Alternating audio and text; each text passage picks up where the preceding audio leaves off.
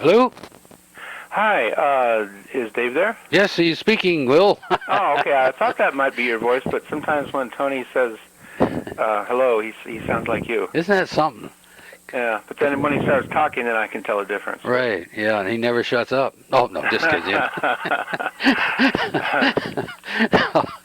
Oh, he's a blessing. Did you by any chance see that one that I did on that Tim Conway video? A little bit. I watched that a little bit. I read some of the text. Is that one you're going to do? I'd like to do that one because it's come up a few times, and it's got everything in it that the typical anti-King James guy says.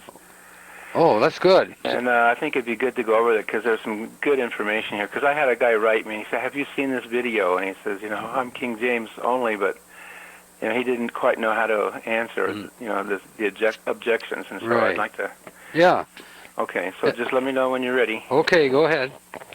Okay, hi, this is Will Kinney again, and I'd like to talk about this video that's out there by a man named Tim Conway. Not the comedian, but this is some other guy. He's a teacher at Grace Community Church in San Antonio, Texas. And he calls his video, it's an hour and 20 minutes long, so there's a lot to it. But he calls it The Myth of the King James Only. And I think a more appropriate title would be The Myth of the Imaginary, Inspired, and Inerrant Bible. Mm-hmm. He claims, and when you start watching his video, he claims to believe the Bible is the inerrant words of God, but he has no inerrant Bible to actually give you. So he's posted this 120-minute video on YouTube, and I've got a link there where everybody can see it. I'm not afraid at all to show what it says, and you can take a look at it. And, I watched it and took notes, and he brings up every typical anti-King James argument that there is out there. And as usual with these folks, his video is, it says, comments are disabled for this video. Sorry. Oh, yeah. He is a comedian. You're right, he is a comedian. Somehow. Well, they don't want to have the other side presented, and they don't want their unfounded arguments challenged. And right. There are no comments there. I'm sorry, I can't help it. Yeah. So I listened and took notes on the Mr. Conway's video, and like I say, it really should be called The Myth of the Imaginary, Inspired, and Inerrant Bible. Mm-hmm. So this is what he says. He tells us that he believes the Bible is the inspired, inerrant, authoritative, and preserved words of God and our final authority. I just want to affirm right here at the beginning, I think with all Christians, with many of you, I affirm that I believe that the Bible is the Word of God. I believe that it is inerrant. I believe that this book is inspired. I believe that this book is our final authority of truth. I believe that. I believe that this book is sufficient to declare to us the things that we need to know about God, about ourselves, about salvation. I believe it is a sufficient and final authority for truth, for faith, for life. I believe that. He's holding a Bible in his hands, and that's what he says about it, This, of course, sounds very spiritual and orthodox, but if you were to ask Mr. Conway where we can get a copy of this infallible and authoritative Word of God he professes to believe in, all he can show us are a multiplicity of conflicting translations from 3 different textual bases, and he mentions them. He mentions the majority text, the Textus Receptus, and what he calls the Alexandrian critical text, that differ from each other both textually and in meaning in literally hundreds of verses and by thousands of words. Yet somehow Mr. Conway says he believes the Bible is, notice present tense verb, is, in other words, it's something that exists, the infallible and authoritative words of God, even though he's unable to actually identify for us which one it is. Throughout his discussion, he is reading from a mimeographed bunch of notes. He continually, flicks through his notes. And actually, he got all of this bogus information, and there's a lot of misinformation, from a Wikipedia article. Other anti-King James only sites have used the very same notes in their criticisms of the King James Bible. And I have a note here, well, actually a link. There's another one where it's answering the typical anti-King James Bible sites, and I'll give a link there where.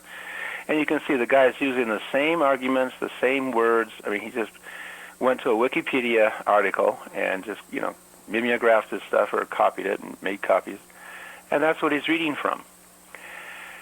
And I said, Bible agnostics are those who do not know for sure. And if you look at the word agnostic, it's just A is not and gnostic is to know. So it's someone who doesn't know for sure what God said in his book in hundreds of places. And Mr. Conway is no different. I believe that a lot of Bible agnostics are true Christians. I think Mr. Conway is a true Christian. I believe he is. I've heard some of his testimony, and I think the man's genuinely, converted. But all they have to give you are speculations and theories and contradictory opinions about what the true words of God might be and where they can be found today. And what has been the result of these modern versions flooding the market? The polls show that the majority of present-day professing Christians do not believe the Bible is the inerrant words of God. And among seminarians, the percentage is in the 90s, 90% plus of the seminarians. And they'll come out and just say it, And even the modern version users are publicly lamenting the fact that ignorance of basic Bible truths has reached scandalous proportions. And I give a link there where you could actually see what these polls are saying. And several articles written by guys who are not King James only at all, but they're just showing, reporting. They've taken polls and questions about the Bible among professing Christians, and we've gone over some of this stuff before. Where it's just pathetic. Some of the things that people believe or the misinformation they have about the Bible. So Mr. Conway tells us how he got saved using the NIV, and then he says later on during his 120 minutes or hour and 20 minutes.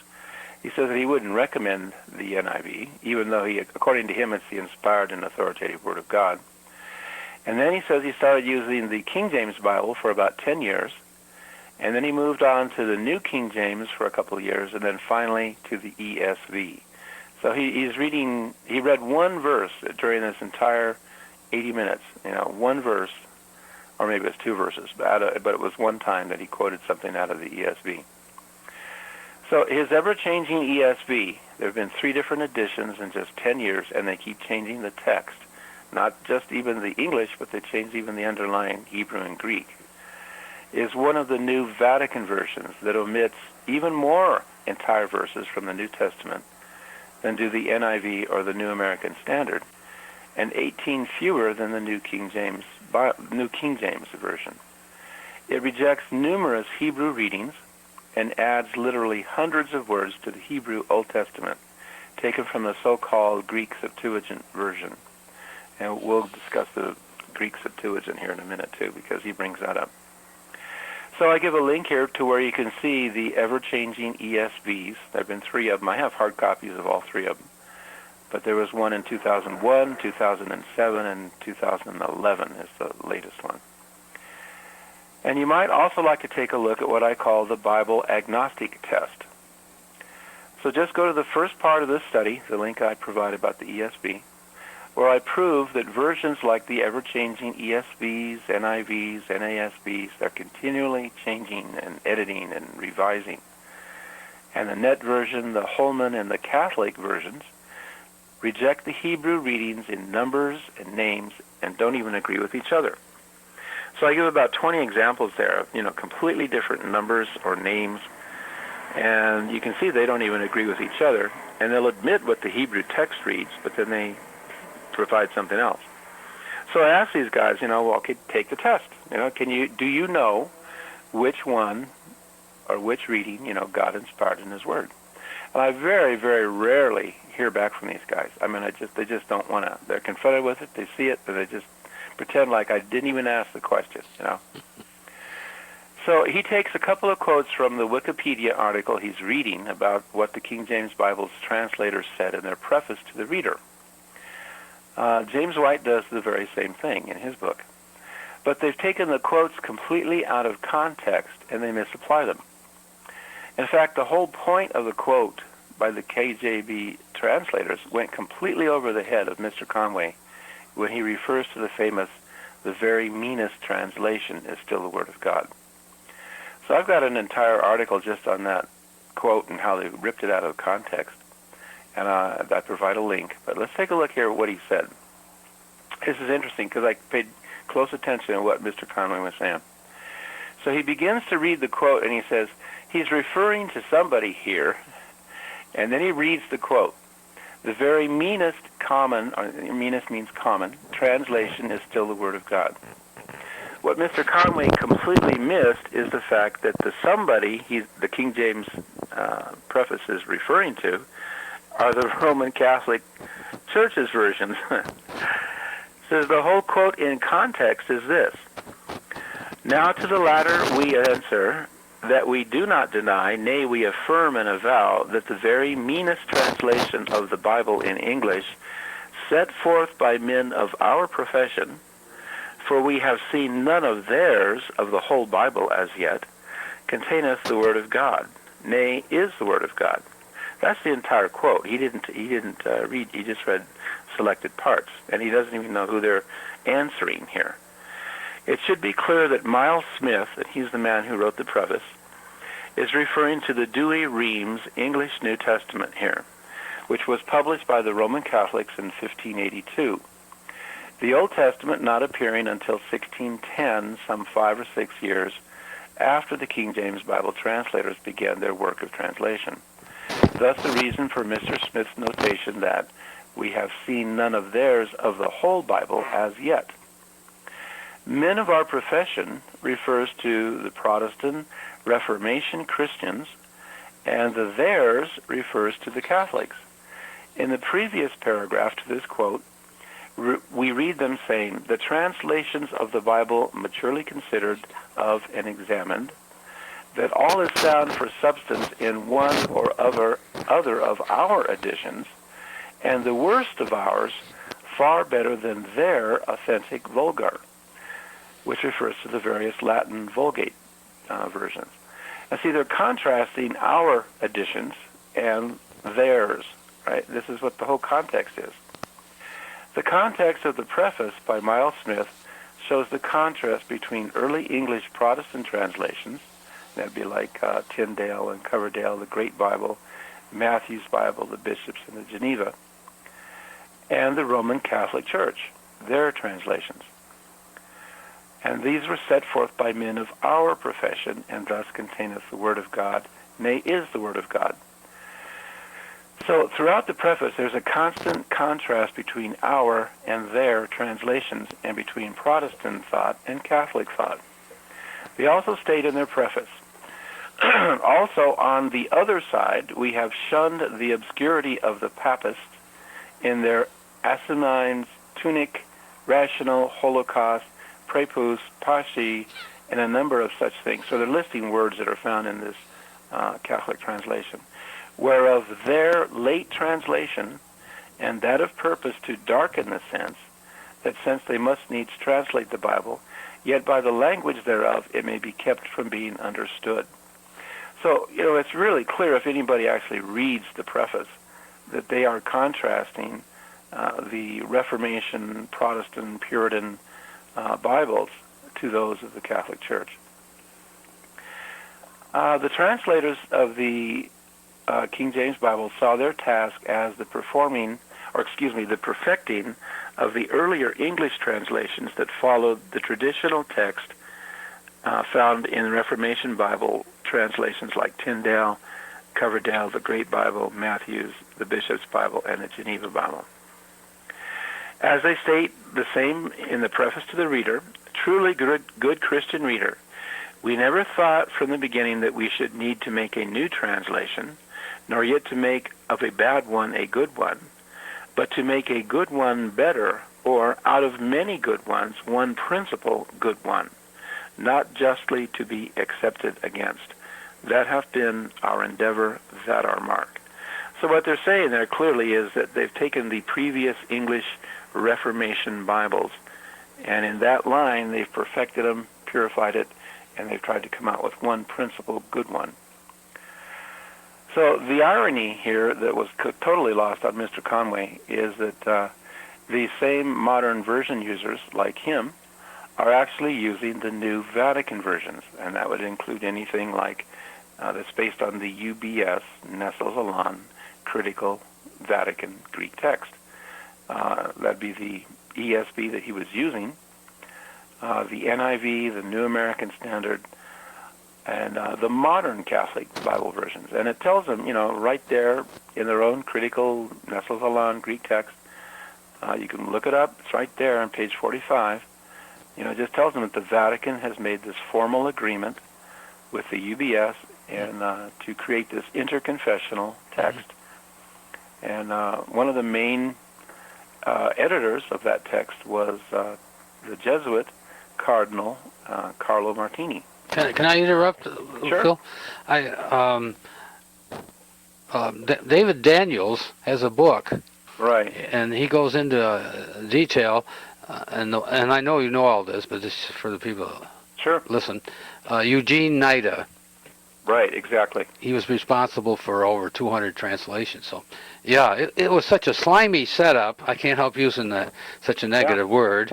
And here again, Satan was extremely patient, using, and I call it the God of time, lowercase g, because the evolutionists used the same God, to wait and patiently work behind and then get these things. And the one that really got me was let's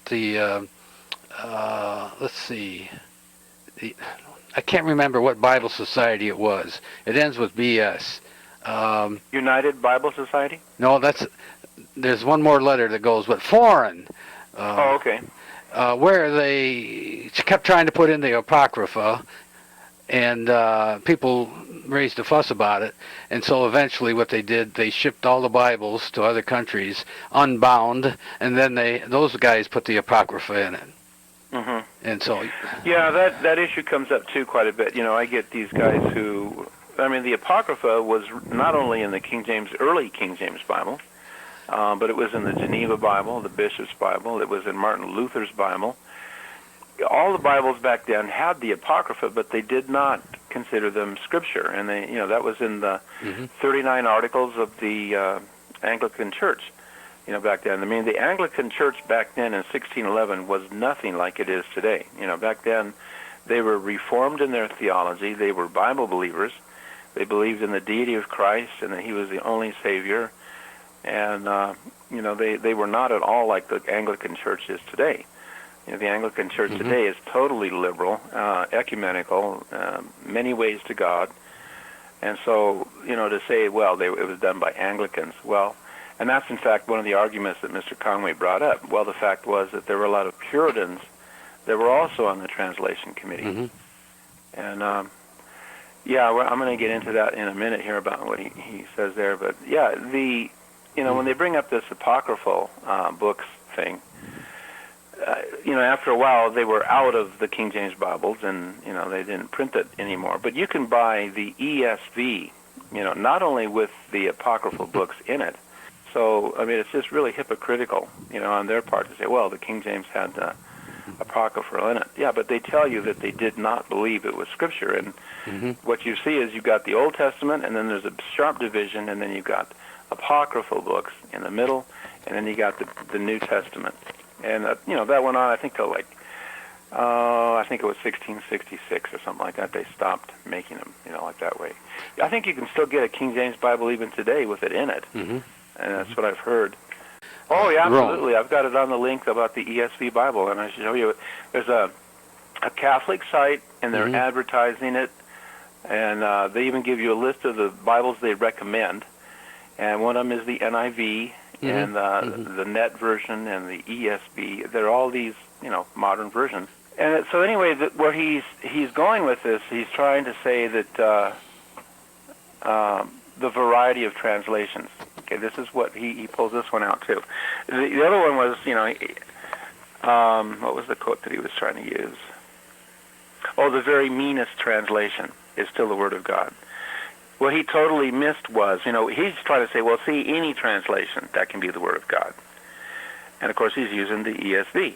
Well, the point of the translators when they actually made that statement was to contrast, men of our profession, the Reformation Bibles, from the Catholic Bibles. That's the context of the quote. It was completely lost on Mr. Conway. And James White pulls out the same quote, and tries to make the same argument. And if anybody would actually look at the quote, in the preface and look at the context, that's what it's talking about. Oh, I can see you have that as well. You have that quote. Oh yeah, the entire quote. In fact, I have a separate article on that quote. And I'll give you they're all. Yeah. I got a lot of links in this article here. Okay. Yeah. What I want to do is put the text, the complete text of that quote, and then what they did to it, how they messed with it. Okay. Well, I've got a whole article on that, and you can take a look at it. Yeah. Okay. Well, the next one he pulls out is the variety of translations. Again, it's another quote from the preface, and he rips it completely out of context. So Mr. Conway, just like James White does, goes on to tell us that the KJV translators recommended, quote, a variety of translations. And he tells us that he likes to read out of 8 different translations himself when he does his studies so he can find out the nuances of word meanings and get closer to the meaning of the original. That was what he said. And I've done a lot of comparative study. My site is full of, the Psalms, and I take individual books, and I show, what you find when you begin to compare these different versions. You got total chaos. There's completely different meanings in hundreds of verses. And, how he can get these nuances, of the word meanings and closer to the original, it's just baloney. So what Mr. Conway seems to be blissfully unaware of is that this quote is taken entirely out of context and is not at all recommending different texts or entire verses found in some Bibles and not in others. The context is the meaning of individual words referring to the names of certain plants, stones, and animals. So I have a whole article just on that, but let's take a look at the quote, the actual quote. The context of this statement was the use of marginal notes to explain the meaning of some Hebrew and Greek words which either carry several meanings or for rare animals or precious stones. Please note the full context of the phrase in question. And here it is. There be many words in Scriptures which be never found there but once, having neither brother nor neighbor, as the Hebrews speak. So that we cannot be holpen, and that means helped by conference of places. In other words, they can't compare other places. Again, there be many rare names of certain birds, beasts, and precious stones, concerning which the Hebrews themselves are so divided among themselves for judgment. Now, in such a case, doth not a margin do well to admonish the reader to seek further, and not to conclude or dogmatize upon this or that peremptorily? For as it is a fault of incredulity to doubt of those things that are evident, so to determine of such things as the Spirit of God hath left, even in the judgment of the judicious, questionable, can be no less than presumption. And then he says, therefore, as St. Augustine saith, that variety of translations is profitable for finding out the sense of the Scriptures. So diversity of signification and sense in the margin, where the text is not so clear, must needs do good, yea, is necessary, as we are persuaded. That's the context of the quote. And so they're referring to the certain names, rare names, it says, of certain birds, beasts, and precious stones. That's the context, we're a variety of translations. They're not talking about the wholesale, exchange or omission or addition of entire sections of Scripture, or whole verses. It was just individual words of these particular names of animals and stones. So obviously the King James translators were referring to the variety of translations regarding specific names of certain birds, beasts, and stones. not to the wholesale omission or addition of thousands of phrases, verses, and words to the God-inspired text. The modern version proponents like James White and Tim Conway rip this quote out of context and apply it in an attempt to justify their rejection of the traditional Greek text of the Reformation Bibles and the rejection of many Hebrew texts as well. Then he comes out, like I say, Mr. Conway here pulls out every single one of the usual comments you'll hear. And he says, Erasmus was a Catholic humanist. Okay? So another tired and untrue argument Mr. Conway brings up to try to discredit the King James Bible is the old argument about Erasmus. He tells us, and I'm quoting, Erasmus was a Catholic and a humanist, and he only had 6 Greek manuscripts to work with when he made the Textus Receptus, and he had to translate parts of it from the Latin Vulgate. So I say, where have we heard all this stuff before? The truth of the matter is that Erasmus never was a practicing Catholic priest. He often criticized many doctrines and practices of the Roman Catholic Church. He died in the presence of his Protestant friends. His books were eventually placed on the forbidden to read list by the Roman Catholic Church, and most importantly, no Catholic Bible version has ever used his Greek text to make up their translation. But all Reformation Bibles did use Erasmus, Stephanus, and Beza as their textual basis.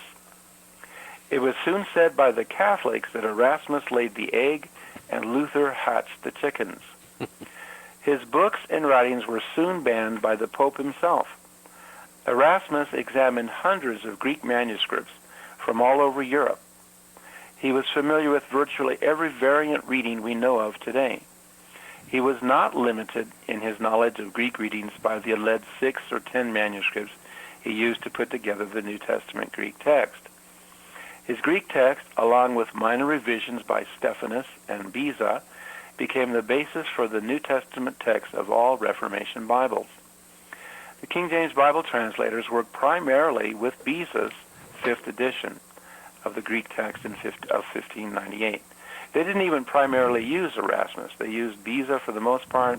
Secondarily, it was Stephanus. And only thirdly did they use Erasmus's text. Plus, they had some Greek manuscripts on their own. We know about them, but we don't know which ones they were. And they compared several foreign language translations as well.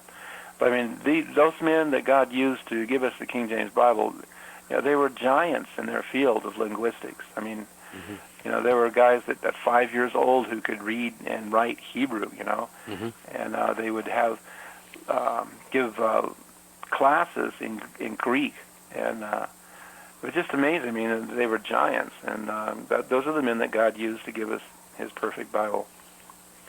So, what is called the Textus Receptus was not the basis for the Catholic Bibles, but rather for the Reformation Bibles like Luther's German Bible, and the French Olivetan, the Italian Diodati, the Portuguese Almeida, the Spanish Reina Valera, then the English Geneva Bible, and of course the King James Bible.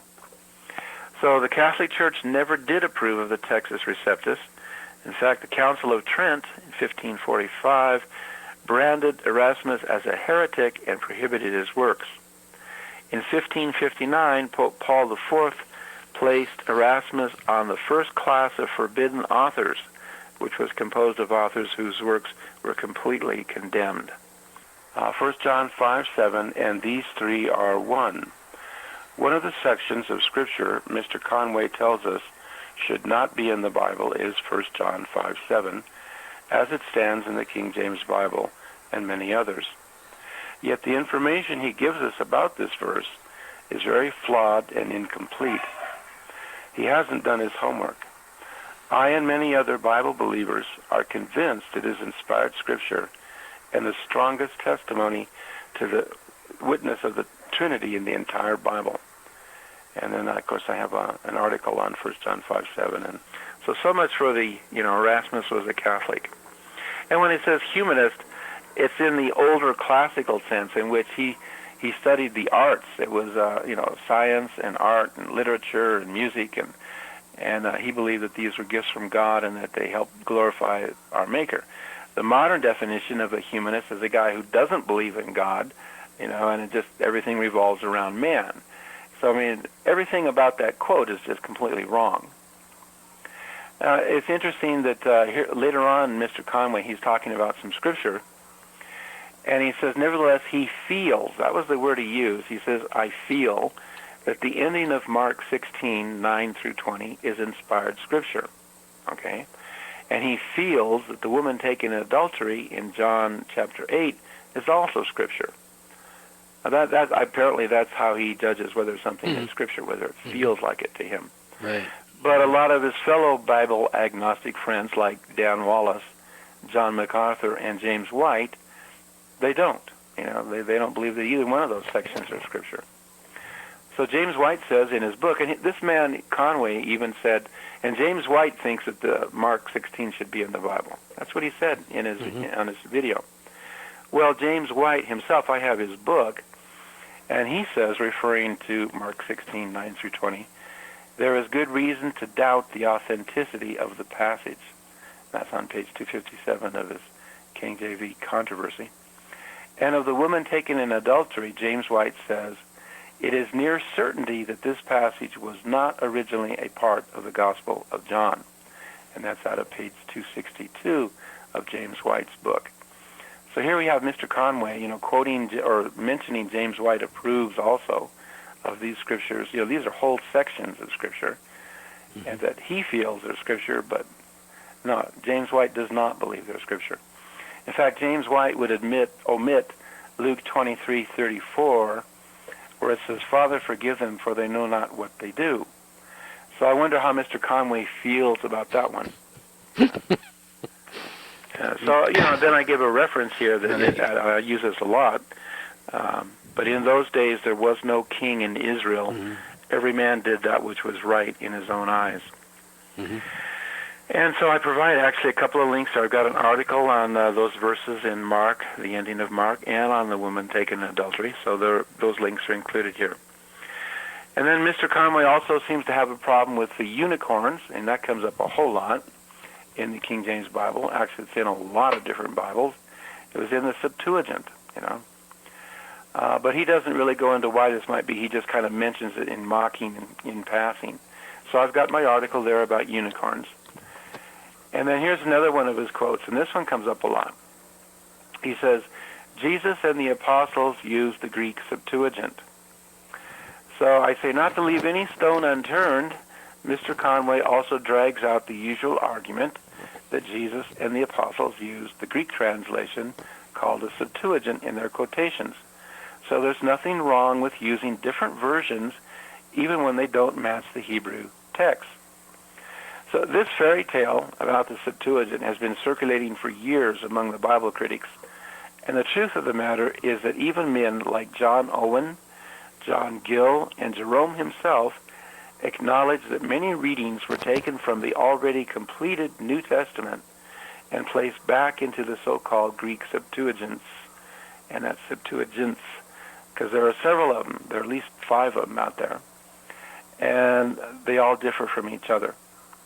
So I have a link here to the article about the fictitious use of the so-called Greek Septuagint. Now here's one of the things that Mr. Conway harped on continually through his 80-minute video presentation. He said he brings up the issue of the marginal notes in the King James Bible. And he even says that later editors took some of these marginal notes and put them into later editions of the King James Bible into the text. So where did he get that information from? I mean, he got it from this Wikipedia article. Does he give any examples? Of course not. Why? Because they weren't mentioned in the Wikipedia article. But it makes for a good story, right? To say that they took some marginal notes and later on they changed the text. There's not one example where they did that. So the irony here is the very article by Wikipedia that he has done his research, quote, research with, mentions the answer to our Bible agnostics dilemma. They tell us that the King James Bible translators, quote, were not inspired in their translation work. This is from the Wikipedia article. And it says, no one questions the Greek and Hebrew is inspired, but if the translators were also inspired by the Holy Spirit in their work of translating the inspired Hebrew into English, they would have been guided by divine inspiration to the correct rendering. Hence, no need for any alternate readings in the margin.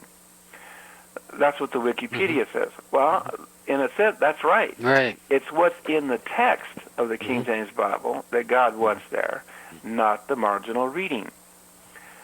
It should be noted that we do not believe the King James translators were inspired. They were not writing new scripture in the same way that the original writers were moved by the Holy Ghost. They were merely the chosen vessels God used to preserve his already inspired words and to gather them into one book and translate them into the English language.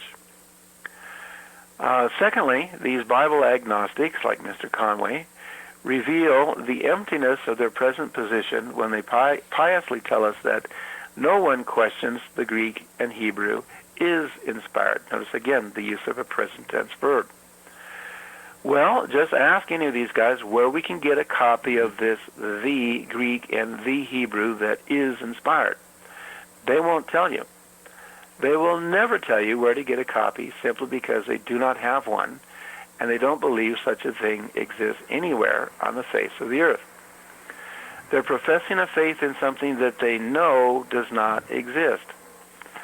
You know, and I get this all the time. I get, oh, the Hebrew's inspired. I get, well, okay, can you show me a copy of this Hebrew? Or give me a link to where I can see it. And then once they do, then I've got some great questions for them. Like, well, what is the Hebrew word? You know, what does it say here and here?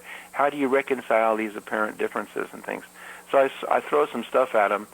If we get into the Greek, then I know far more what I'm talking about because I can read Greek. And they will never identify a specific Greek New Testament. They just won't do it because their critical text is continually changing all the time. They're in the 28th edition and already working on the 29th, you know, and they keep changing things. So, I mean, you know, it's just smoke. It's just a smoke screen that they put up there. There is no such animal on this earth as the Hebrew nor the Greek. But they always talk about it like it's some sort of authority. You know, it's not. They don't have it. So that's why it's this imaginary, inspired, and inerrant Bible. That's what Mr. Conway has. Let's see. As for the marginal notes, because he kept on going about this, they are easily explained. The group of translators gathered together to give us the King James Bible numbered about 54 learned men. They started out like with 54, and some of them died during those 7 years, and I think there were like 47 at the end. But every one of them was highly trained in biblical languages. They quite naturally would arise individual differences of opinion regarding how to translate certain words or passages, but we believe that the invisible hand of God was guiding these men to put into the text the readings and translation into English that he knew to be the correct ones. So, you know, I defend the King James text, the English text of the King James Bible. I believe that is from God. I believe that he guided them and gave us a perfect book. It's been around for 400 years. It's the only book believed by thousands even today to be the inerrant words of God. You know, there's nobody out there claiming the NIV or the New American Standard or the ESV is the infallible word of God. You know, there just aren't. There are no books about it. There are no groups about it. Nobody believes it. Not even the guys who put them out, you know, believe it. James White knows Greek, but I don't think he knows Hebrew. But he knows maybe, you know, a little bit. But I mean, you know, both of them are promoting the Vatican versions, whether they know it or not. That's what they're doing. And neither, you know, both of them say, you know, I believe the Bible is the infallible Word of God. I've heard James White say it, and I've heard Mr. Conway say it. But again, if you ask either one of these men, well, can you show me a copy of this infallible Bible you say you believe in? They won't do it. They can't. Would you make that statement again? I'm writing that down because I want to use it. I believe the Bible. Well, both of them will say it. I believe the Bible is the infallible words of God. Okay. That's a quote directly from James White when I talked to him personally, and Mr. Conway says this himself. And It's yet the you say, infallible well, Word of God. can you show me a copy of this Bible that you say you believe is the Okay, infallible words of God? I got you. I'm going to use Neither one of that. them will do Right. it. Yeah, that's it. Okay. That's Yeah. okay. So there was one example. Excuse me. Let me back up a second. Yeah, the text. So aside from the issue of the correction of minor printing errors and changes in the spelling of certain English words, because you used to have, like, sin used to be spelled S-I-N-N-E, and son used to be S-O-N-N-E. So, I mean, spelling of English words has changed. But the text of the King James Bible has not changed in 400 years. This is in sharp contrast to such modern versions as the NIV, ESV, New American Standard, and New King James that are continually and deliberately changing both their underlying Hebrew and Greek texts as well as the English translations from one edition to the next. So Mr. Conway brought up one example, and I like to look at this example of a marginal note, okay, that he thinks proves that we can translate the Bible in a wide variety of ways. So he mentions Judges 19:2. So let's take a look at Judges 19:2. Here's where we find one of these marginal notes that he was referring to. It says, "And his concubine played the whore against him, and went away from him unto her father's house to Bethlehem, Judah, and was there 4 whole months." He then points out that the marginal note reads 4 whole months, or a year and 4 months, and Hebrew, days, 4 months. So this is his big example of a marginal note. It was never put into the text. So all the King James translators were doing at this point is to point out the truth of the Hebrew language in this passage. The word for day is yom. It's number 3117, yom. And all versions, it is translated either as day or year, depending on the context. And that seems strange to us. How can you have the same word can mean day or year? But in Hebrew, that's true. For example, the New American Standard has translated the same Hebrew word as day or days or daily 681 times, and as years 28 times, while the NIV 1984 edition has translated it as day 950 times, and as year or years 25 times, while some 65 times they didn't translate it at all.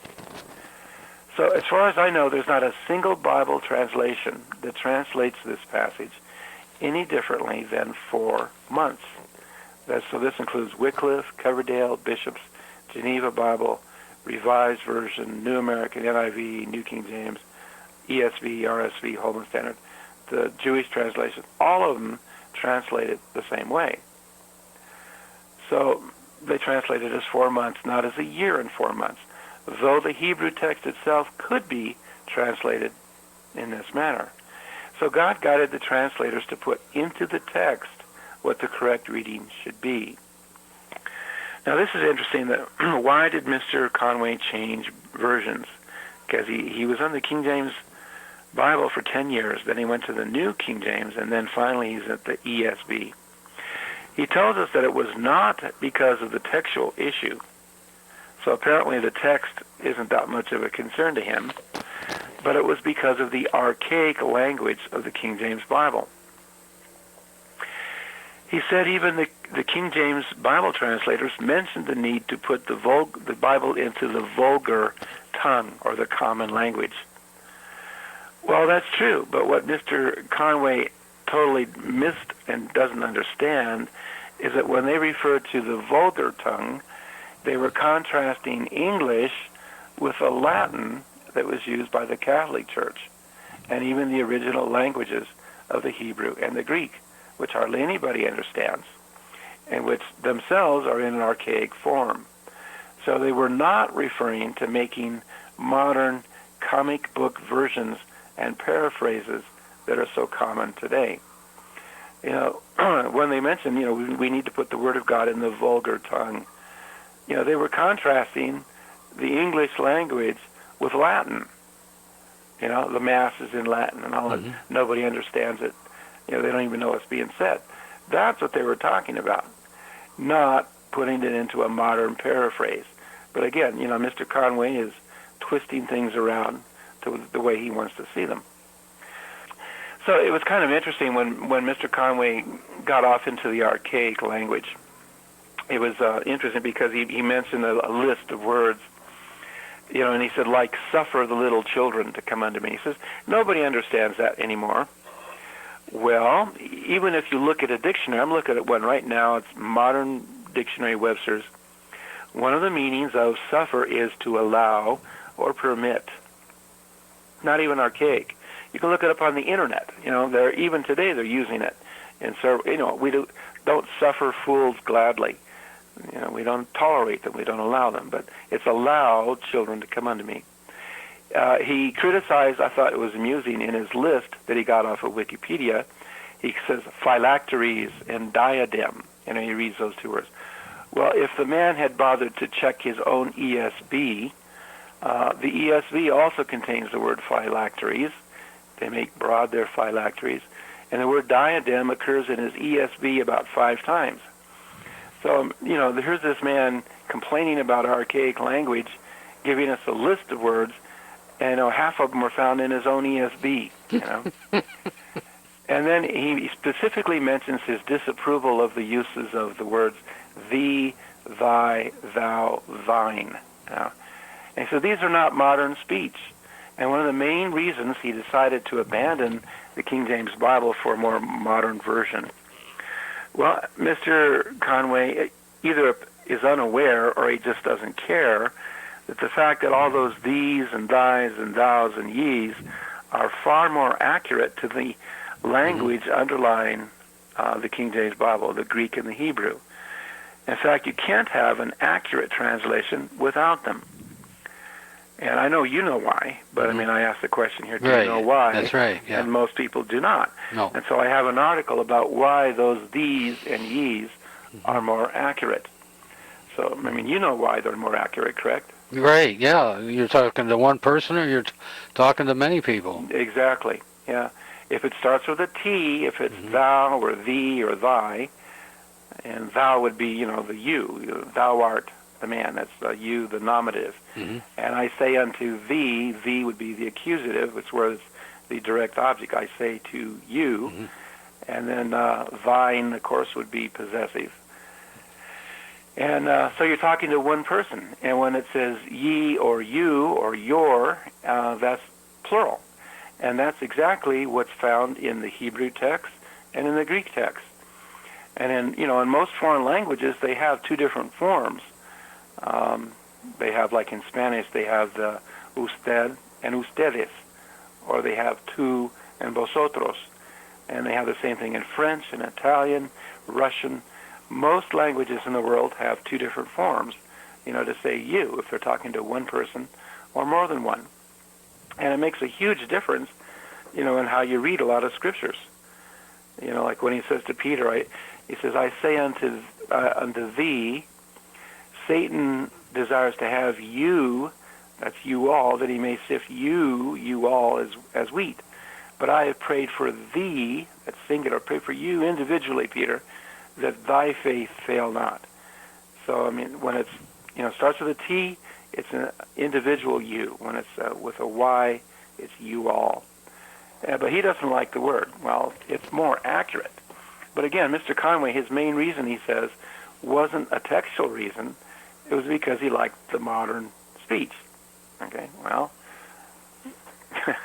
Right, yeah. That's just amazing to me that he's more concerned about, as long as he can read it and it's in modern speech, it really doesn't matter what it says or doesn't say. What's important, the text or, this modern language? Then another thing, I have an article here about the speech test. See also the use of many difficult words that are found even in the modern versions, like the NIV and the New King James. And I have a list, I have an article there of a whole bunch of words you'll find in both of these modern versions that most high schoolers, you ask them, they'll have no clue, what these words mean. And how this cry for let's put the Bible in our modern speech bait and switch tactic actually plays out. So I've got an article there, and I say that archaic and inerrant beats modern and corrupt any day. Then another thing I thought was kind of surprising that he brings up, I'm sorry, I'm almost done, okay? But he went on and on and on. But he brings up baptism of all things. And one last example that Mr. Conway brings up is the word baptism. And he tells us that King James was an Anglican and that he had an agenda to translate the word into baptize. And it's transliterate. And in the Greek it's baptizo, so basically it's baptize, because he was the head of the Anglican Church. Then Mr. Conway said that it could be better translated as immerse. Well, everything about that statement is totally false. That it isn't that King James had an agenda, and so he wanted to have the word translated baptize. All Mr. Conway here revealed is his ignorance of history and his own inconsistencies. First of all, there were many Puritans among the King James translators, as well as Bible-believing Anglicans. They were far more orthodox in 1611 than the liberal, ecumenical, modern Anglican Church of today. So not only does the King James Bible translate it as baptize, but so do the Revised Version, the American Standard, the RSV, New RSV, his own ESV, the very Bible he's using, Dan Wallace's Net Version, the New American Standard, the NIV, the New King James, the Holman Standard, every major Bible translation in both English and foreign language. And I give an example of, I indeed baptize you with water unto repentance, but he that cometh after me is mightier than I, whose shoes I'm not worthy to bear. He shall baptize you with the Holy Ghost and with fire. Well, also reading baptize were Tyndale, that's 1525, Coverdale, 1535, the Great Bible, 1540, Matthew's Bible, 1549, the Bishop's Bible, and the Geneva Bible. So this is not a case at all of King James having an Anglican agenda to translate the word baptizo as baptize. His information is completely wrong. The English translations before it, that's what they did. So did the Spanish translations, even before the King James Bible. So Mr. Conway closes out his video presentation with the usual mantra about how only 2% of the Bible is unsure and that no major doctrines are affected. Well, he's wrong on both counts. Even James White, his friend and mentor, estimates that there are about 5% that is unsure. And Maurice Robinson of the Majority Text promoters, there's a Robinson Pierpoint Majority Text out there, he estimates that it's about 15%. So I have a link here. I say, well, you can see for yourself the very real textual differences here. And it's in part 2 of Undeniable Proof that the ESV, NIV are the new Vatican versions. And I have just a verse comparison, and you can go by and whole verses, phrases, entire words, gone. We're looking at hundreds and hundreds and hundreds of words, and it's not 2%.